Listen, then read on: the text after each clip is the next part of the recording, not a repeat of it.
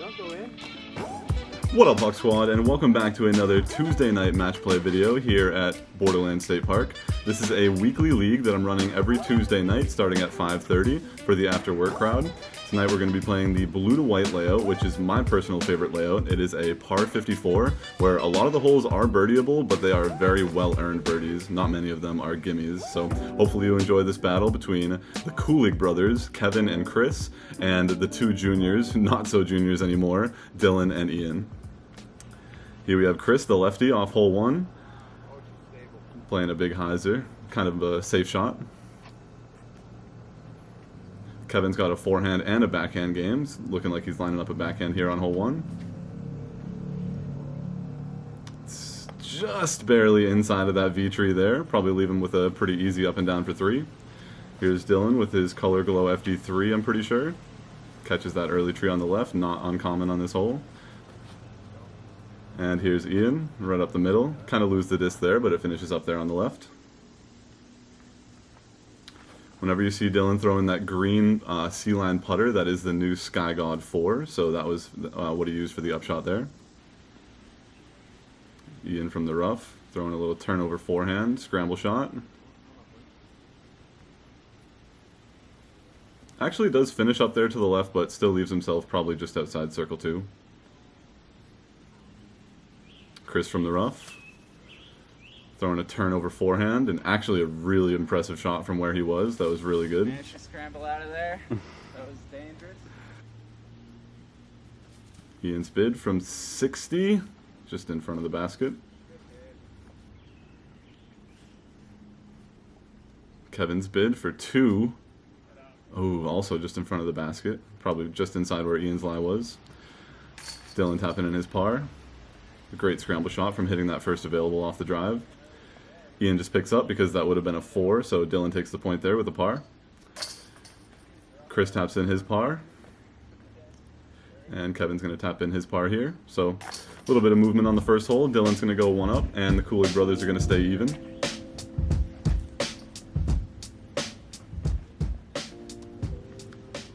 Hole 2, big dog leg to the right. You really just got to beat those 2 trees and get out of the gap. Lefty definitely has an advantage here, or someone who has a righty forehand. Chris throws a great shot there. Let's see if Kevin can kind of replicate that line with his forehand here. Ooh, just catches the inside of the tree, kicks himself down into the right. Could have a scramble, but usually leaves yourself in a tough spot if you do hit that tree. Dylan's opting for the backhand. Released a little bit early, caught a tree and kicked down to the left. Also, tough spot, but there is scramble potential from there. Ian's just going to kind of hit the gap here, put some pressure on Dylan on his upshot, which he does. And actually throws an amazing shot, glided up, flipped up nice, finished at the very end. Dylan does not look like he's in a very favorable spot here. Shouting with some agony there. I'm not sure if he hurt himself or if he was just upset with the shot, but hardly got himself out of the woods. Kevin also from the woods. Kind of gives himself a look there from probably about 40 feet, maybe 50 for a 3. And here's Dylan for his 3. Probably trying to put it in, honestly, because he ends up squirreling all the way to about 60 feet, pin high left of the basket, putting for 4 at that point. Kevin trying to give this a run. Oh, with more of a throw than a putt. And I was asking him why after, and he's just like, because it didn't matter if I missed anyways. So here's Chris for his 2, so kind of just needs to give himself a soft bid there, because a 3 will take the point on Kevin. Here's Dylan for 4. Just wide right, so he'll be tapping in his double bogey there, which doesn't really matter because Ian's lining up his birdie putt here from about circle's edge, which he connects with anyways. He could have missed that putt and missed the next putt and still taken the hole there.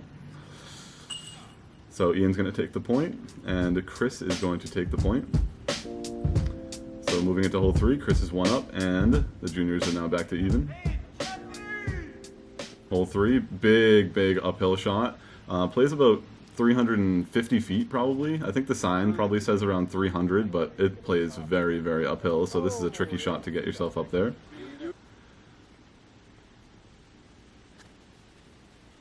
Kevin left it a little bit high there out of his hand, and previously Chris was a little bit short as well. I prefer the forehand line up the hill as well. It plays up and then kind of fades back along the hillside a little bit better than a backhand, in my opinion.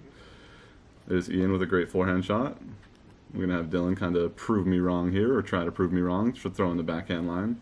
Typically the backhand, you want to either throw something flippy up the left side or kind of more stable or neutral up the middle.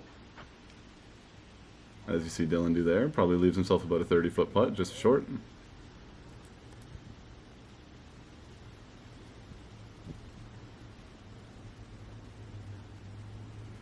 Chris trying to throw one in from like 100 plus, just barely goes over the basket there. That was a solid bid.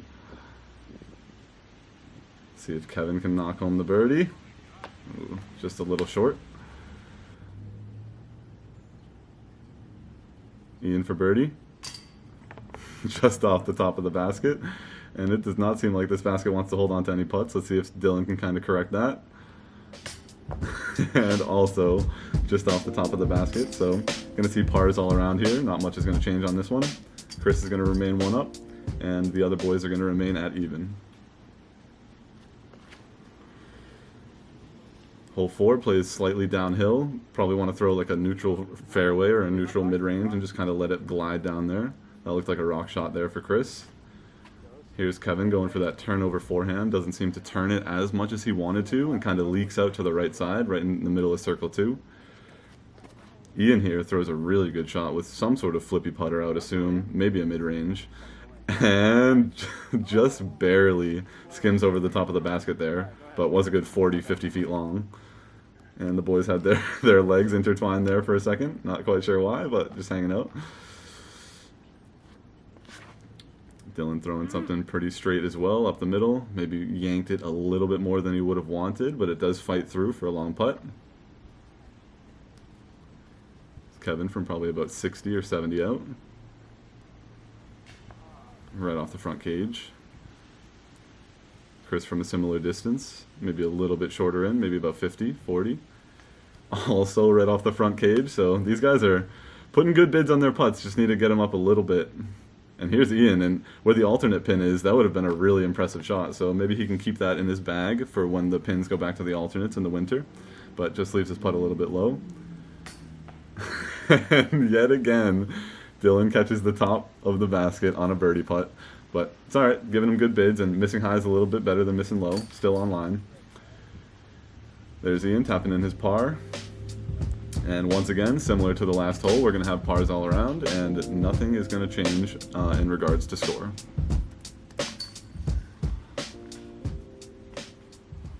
Walking across the field now, we get to hole 5. Another kind of downhill shot. This is definitely a driver shot for most of us. I think it says 380 on the tee sign, so it is a pump. Chris throws a great shot there. As you can see, it catches the tree there on the left just at the very end, but hit the gap and should be up there for an easy 3, maybe a long look at a 2. Kevin opting again for the turnover forehand. Does turn it over, but it does get pretty much full flight and comes back at the very end. Here's Ian opting for the backhand up the right side and throws an absolute dime. That is just picture perfect. You couldn't really draw up a better backhand line on this hole. And here's Dylan throwing his Sky God 4, a putter on like a 380-foot shot through the woods. That is just unbelievable, and gets it all the way up there to like circle's edge.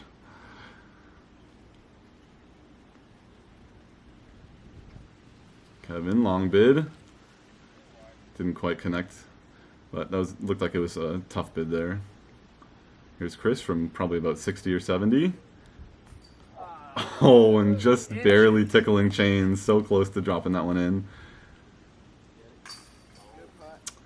And that is something not most of us will ever be able to say, that we birdied hole 5 blue to white with a putter, but Dylan puts in a great 40-foot putt there for birdie, and Ian matches him with his 18, 20-footer for his birdie. So birdie push there for those boys on hole 5. Kevin for a little par tap in there. And here's Chris for his par tap in, which got knocked down by his brother in a maniacal fashion. Hole 6, you really got to avoid the telephone pole and the wires, and that tree, I guess. But Chris finds the inside tree there and leaves himself right in the middle of the fairway. Kevin throws that nice low backhand shot where you're trying to get a skip at the end, but doesn't necessarily get a skip, but he did hit the gap. Here's Ian, and I missed it, but you actually do see the wires trembling there a little bit, and he actually did catch one of those wires on that hyzer line through the gap, which is kind of funny and does happen every once in a while. Pretty unfortunate. Dylan with the high turnover shot. Not as much turn as he would have liked, but still a very solid shot. It was a beautiful night tonight. We've been pretty lucky this year with good weather on these match play league nights, so crossing my fingers so that continues to happen for the rest of the season. And yeah, Chris had maybe a little bit of a foot fault there, but got some brotherly love. His brother didn't call him on it. Kevin here, a little up and down, hyzer forehand, maybe a little high out of his hand, but got knocked down by a branch and put himself to about, I don't know, 8 to 10 feet from the basket for par.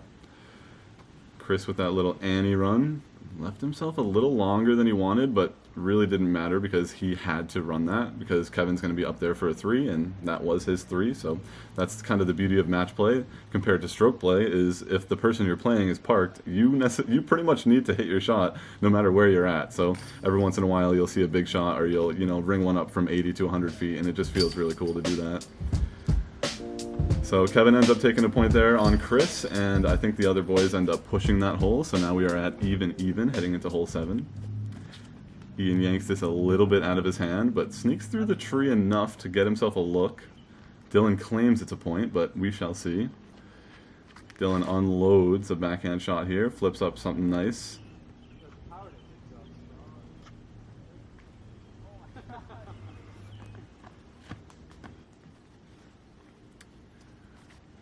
Kevin throwing a flip up, not quite as much flip as he would have wanted, and kind of lands him right in that corner, but should have a little straddle out forehand shot.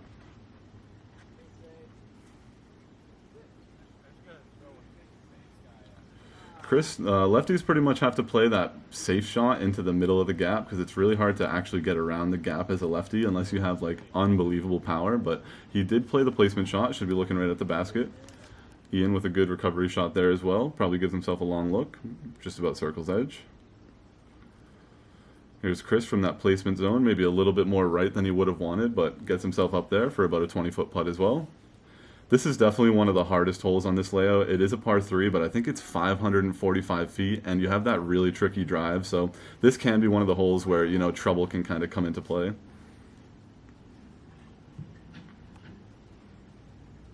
Dylan with that nice and smooth up and down, leaves himself a little bit past the basket, and here's Kevin's live from the old farm equipment. Pretty much has to sink this, leaves it just inside, but once again had to sink that because Chris is up there for his 3. Here's a big putt here for Ian, dead center, nice putt. That is a great 3 to save from hitting that tree off the drive, and Dylan claimed it was a point, but Ian still got up and down for his par, so now Dylan's got to get in for his par. Chris takes a point there with a par on Kevin. And here's Dylan for his par from about 25 long. Kind of mocking Ian in his backswing there, but got it done and pushed the hole.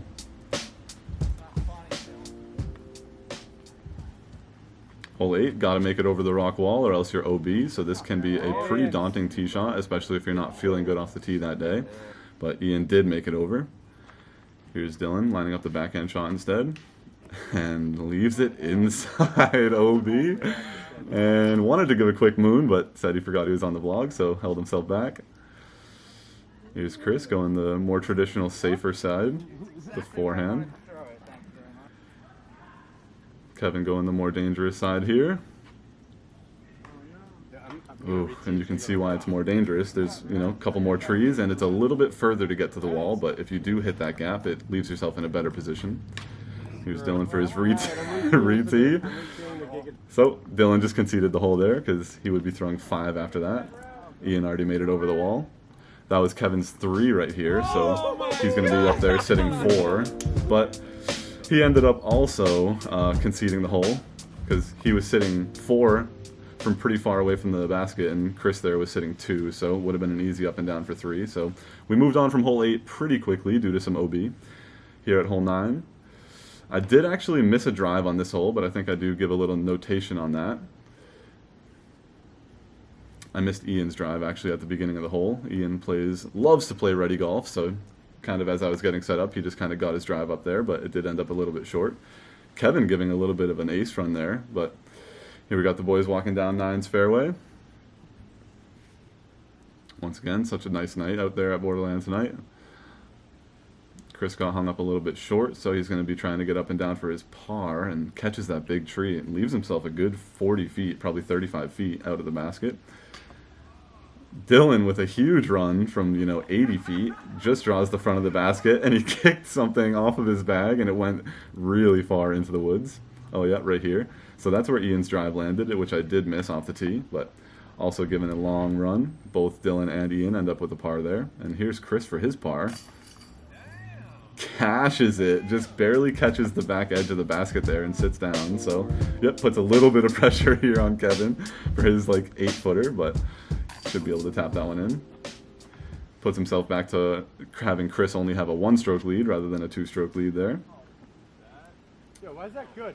What's up? Hole 10, really tricky pin position. It's hard to get there with a backhand, and now it's pretty tricky to get there with a forehand because the ceiling is growing in, but this is one of the more quirky holes on this layout. Kind of got to play a turnover forehand or kind of a straight to stable backhand up the left side there.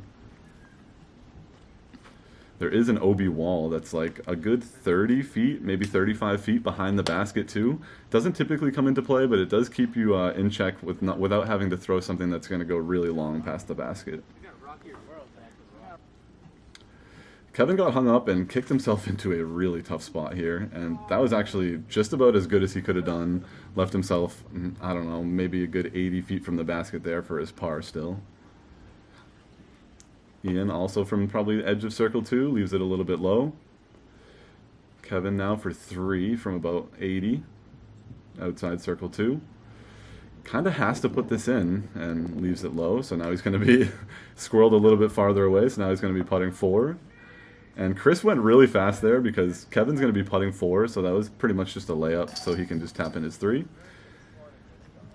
Dylan had a nice 2 there, take a stroke and a point with a birdie. Almost trips, classic Dylan. And this putt doesn't necessarily matter, but missed it anyways, and there's Chris's 3, so even if Chris had missed that, he had another putt to get it in before he had tied the hole with Kev. So Chris is now up 2, and the other boys are at even. Dylan asking him if I'm good, because these boys are moving fast tonight. Dylan's been throwing that Color Glow FD3 a ton with that new die, and that die looks super cool on that disc. Might be a little bit long there, but should have a putt. Well, assuming it skips in the grass. This hole is a big hyzer, finishes up to the left. Typically do want to throw something fast so that it skips up to the basket as well. Tough hole for a lefty here. Gonna have to turn something over and let it glide. Oh yeah. Definitely turned it over, but not stable enough to really fight out of it. It seems like it's gonna just die out into the ground. Kevin lining up his hyzer, a little straighter than he would have liked, but might have some sort of look. This hole has a really protected green where if you don't get around it, you'll have a lie like Chris here, where there's a really, really low ceiling, and if you're, outside of circle 1, it's actually incredibly hard to give yourself a good putt. You can see both of those first bids, they tried to keep it really low, but you have to give it a good amount of steam still. Everyone's just a little bit off on their bids right now. Let's see if Dylan can correct on that. Nope. Nobody converts their birdie putt, and Dylan's rolls to circle's edge again. And as I was filming this, I was like, I know Dylan just hits these putts. That's just what he does. And there he is. Hits the comebacker for par, doesn't give up a stroke there. Ian taps in his par. And here's a putt for Kev, also for par. Taps it in. So pars all around on this one, no movement regarding score. Chris remains 2 up, and Ian and Dylan are still sitting even. I kind of like this angle. I've never really filmed here on hole 12. Typically I get behind the tee pad, but you are able to see the entire hole from here, which is pretty cool.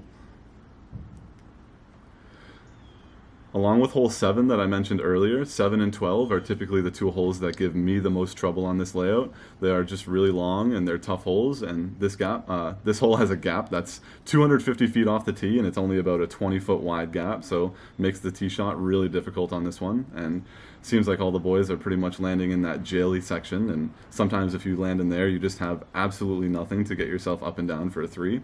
So this hole is just a tricky one through and through.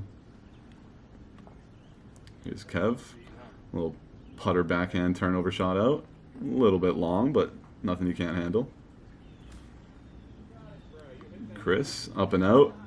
His brother giving him crap that he hit the gap that he hit because it was really tight, and sometimes it's just really hard to scramble out of there, but he did it. Dylan also with a little patent pending putter shot up there. And Ian also with a little poke through, seeing if he can get himself up to the basket. And it seems like all 4 of them didn't struggle too much getting out of that jaily section. Kevin with a great putt from past the basket from about, I don't know, 20, 22 feet. A little pressure par putt.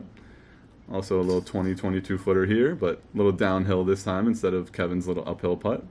Both push with a par. Ian for his par, also dead center.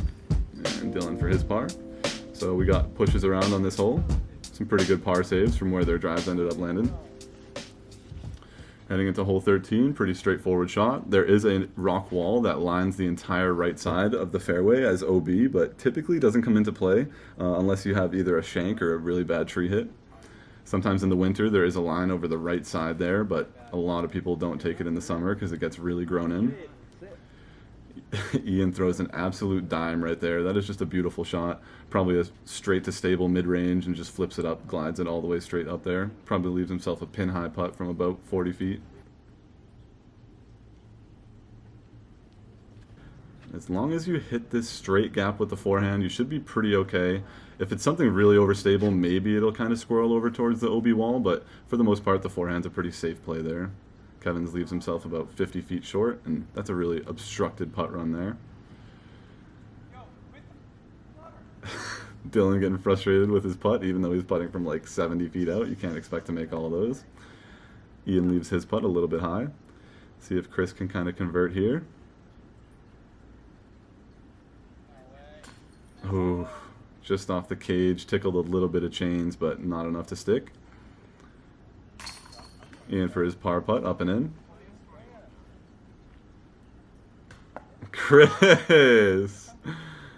Oh, with the 3-putt bogey when he was sitting circle's edge for birdie. That is just disheartening, but Kevin's going to take a stroke back there on a 3-putt from his brother. So moving into hole 14, Chris is now 1 up, and the other boys are sitting at even. Kevin giving the thumbs up. Here's Dylan, and hole 14 plays as hole 8, where you gotta get over the rock wall, and you notice that there's the OB sticker there, and Dylan did not get over the rock wall. Here's Ian throwing his shot, so made it over the rock wall, and was actually tracking an ace and caught that very last tree. That was definitely looking like it was on the right line. Kevin sneaking around everything and getting up there for a nice easy tap-in birdie. A great shot. Let's see if Chris can kind of match that. Flip something up, a little long, but made it all the way over the rock wall and does give himself a look for birdie from just outside circle. Here's Ian, and it doesn't really matter because Dylan went out of bounds and ended up there and wasn't going to be able to take the hole anyways. He took a double bogey, so Ian's easy par is going to take him a point on this one. Big putt for Chris here. Push the hole with a birdie and leaves it a little bit short and inside. Doesn't even draw any sort of medal. Kevin with a tap-in bird.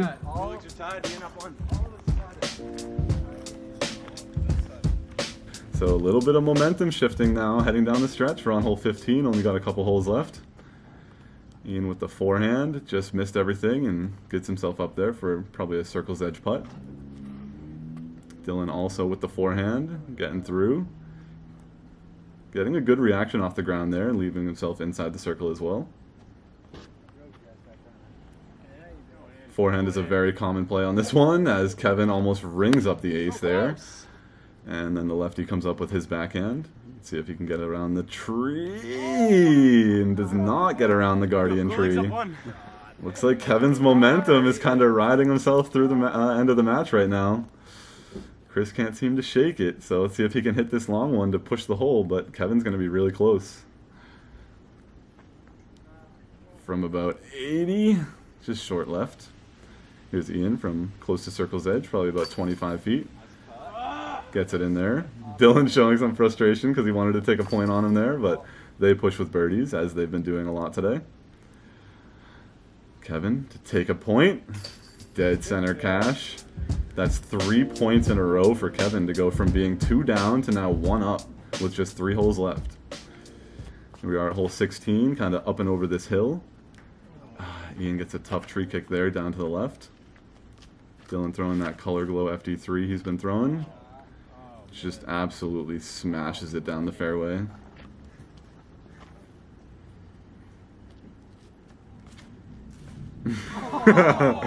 Kevin with the worm burner right into the ground, and the grass just swallowed it up. This is a really tricky shot for a lefty. You got to throw something flippy enough to get around the corner, and that is exactly what Chris did. That was probably the prettiest shot that he had thrown all day. That was really impressive. We're back in it, baby. We're back in it, baby, he says. They are just absolutely battling right now, loving every second of it.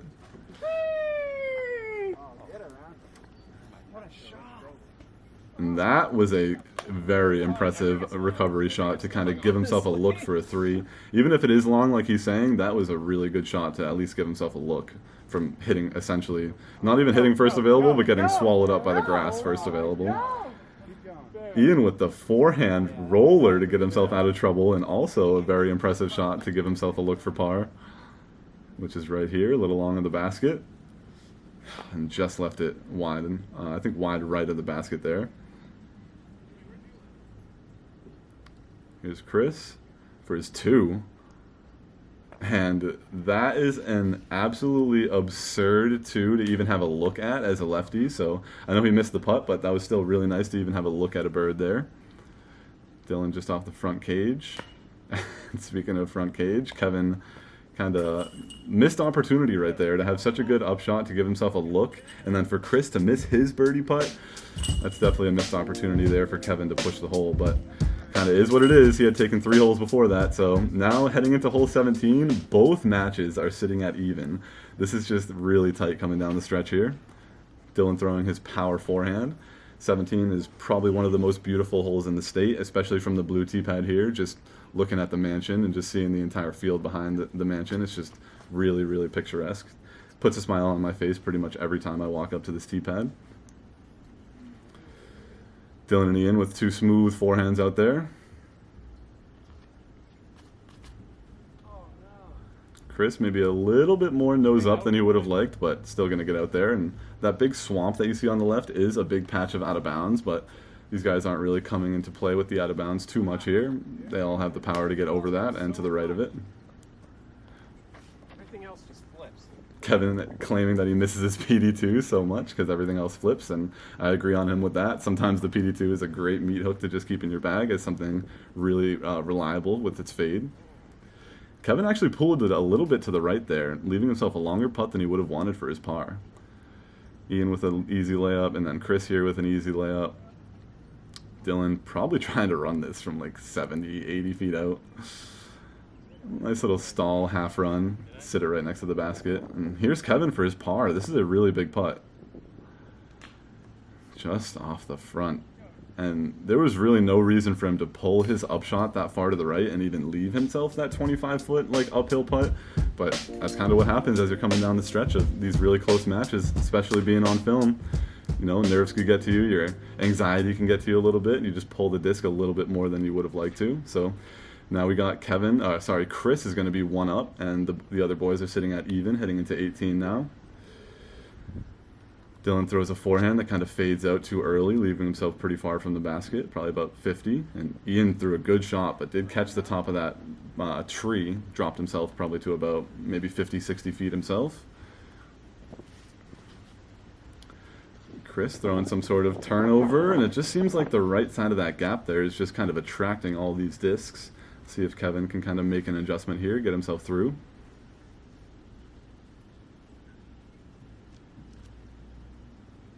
Maybe maybe over adjusted a little bit too much and pulled it to the left, but the wind was crazy out here today, so the tailwind kind of just sucked it down into that tree. So this is pretty much it right here. He's got to throw this in to win the hole. Oh, just in front of the basket, but valiant effort from Kevin there.